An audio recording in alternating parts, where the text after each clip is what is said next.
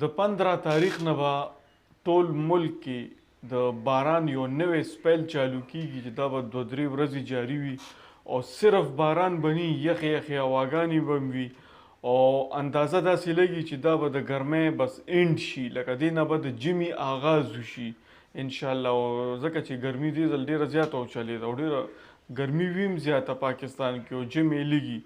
دا نیوز تاسو سره شیر کوم چې د کم تاریخ نه به باران چالو کیږي और द कम तारीख पूरी वो बारान भी द न्यूज़ तासुआवरी।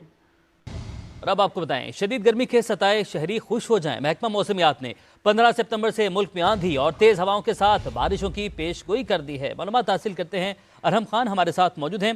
अरहम बताएगा, जो हब्स का जोर है क्या वो भी टूट जाएगा, कब से किन इलाकों में बारिशें होंगी, इस हवाले से महकमा मौसमियात का क्या कहना है?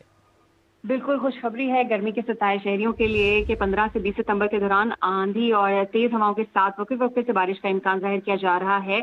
और 15 से 20 सितंबर के दौरान कश्मीर, गिलगित बल्तिस्तान, मरी, गिलियात समेत पंजाब के जो अक्सर मकामात हैं वहां पर बारिश बरसेगी। इसके अलावा इस्लामाबाद समेत खैबर पख्तूनख्वा में भी तेज हवा और गरज चमक के साथ बारिश का इम्कान जाहिर किया जा रहा है। इसके अलावा 16 से 18 सितंबर के दौरान कुर्रम, लकी मरवट, डेरा इस्माइल खान, बनू करक, वजीरिस्तान और जनूबी पंजाब में भी वक्फे वक्फे से बारिश मुतवक्के है।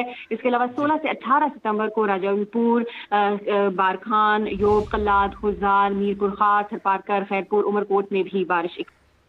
न्यूज़ तासुआवरी दो उम्मीद है چې تاسو پړه باندې هم د یخې هوا یو جون کا تیر شوي خوشحال شوي به وي ځکه چې ګرمي ډېره زیاته ده او باران آغاز به وشي انشاءالله. نو د ژمي آغاز د باران آغاز سره به د ژمي آغاز هم وشي.